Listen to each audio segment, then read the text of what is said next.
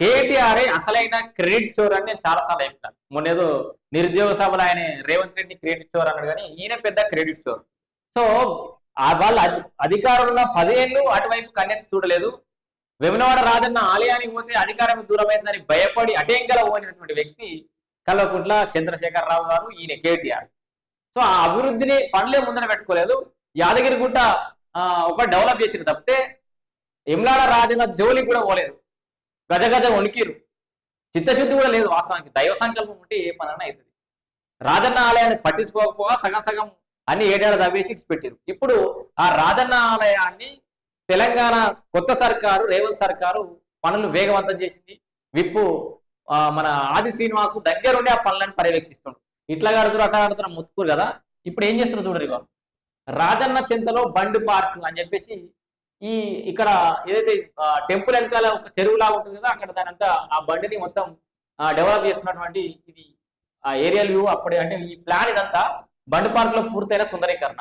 ఏదో వీళ్ళేదో గవర్నమెంట్ లో ఉన్నట్టు, వీళ్ళే ఇప్పుడు ఈ డెవలప్మెంట్ పూర్తి చేస్తున్నట్టు.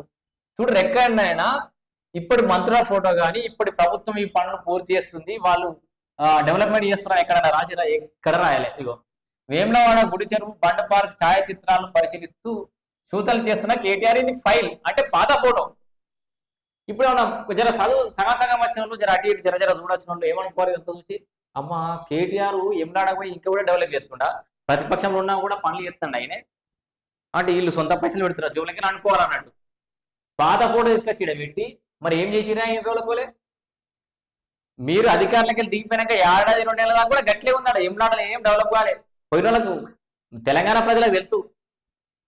శివరాత్రికి పోతూనే ఉంటారు, ఎప్పుడు పడినప్పుడు సమ్మక సారక జాతరతో కూడా ఎంలాడ పోయినాకనే జాతరకు పోతారు. అట్లా ఎంలాడలో ఏం డెవలప్మెంట్ ఎలగబెట్టారో మీరు జనాలకు తెలుసు. ఇప్పుడు సుందరీకరణ పనులు పూర్తవుతున్నాయి, బండి పనులు పూర్తవుతున్నాయి, అద్భుతంగా ఆలయ పునర్నిర్మాణం జరుగుతుంది ఆది శ్రీనివాసు పర్యవేక్షణలో. ఇప్పుడు ఇదేదో పని వీళ్ళు పూర్తి చేసేటట్టే ఉన్నారు. మన హయాంలోనేమో పని కాకపోయా, ఎట్లా చేద్దాం ఏం చేద్దాం అని చెప్పేసి ప్రకటనలు వాళ్ళు వేసుకుంటారు. వాళ్ళ పాంప్లెట్ల వాళ్ళ ఫోటోలు, వాళ్ళకి సంబంధించిన రాతలతోటి రోతలతోటి.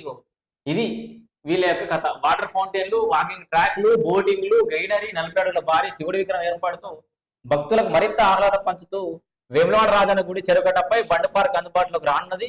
బీఆర్ఎస్ సర్కార్ హయాంలో 12 కోట్ల నిధులు మంజూరు చేసి పనులు ప్రారంభించారట. అయితే కాంగ్రెస్ అధికారులకు వచ్చిన తర్వాత కాస్త జాప్యం జరిగిందట. అమ్మా మరి జాప్యం జరిగితే ఇవన్నీ పూర్తయినాయి ఎట్లా అంటున్నావు?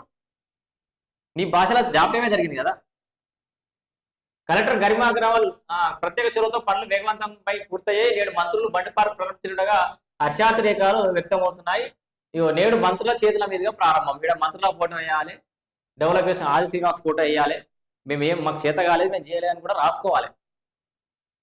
సో మీరు ఎంత మీ కావలసిన పాంప్లెట్లో మీరు వార్తలు వేసుకున్నంత మాత్రాన రాజన్న ఆలయం యొక్క పునర్నిర్మాణం క్రెడిట్ అనేది మీ అకౌంట్లో పడది, అయిపోయింది. అది మీరు మినిమం బ్యాలెన్స్ మెయింటైన్ చేయలేదు, అయిపోయింది. నిల్లు పెనాల్టీ పడ్డది మీకు.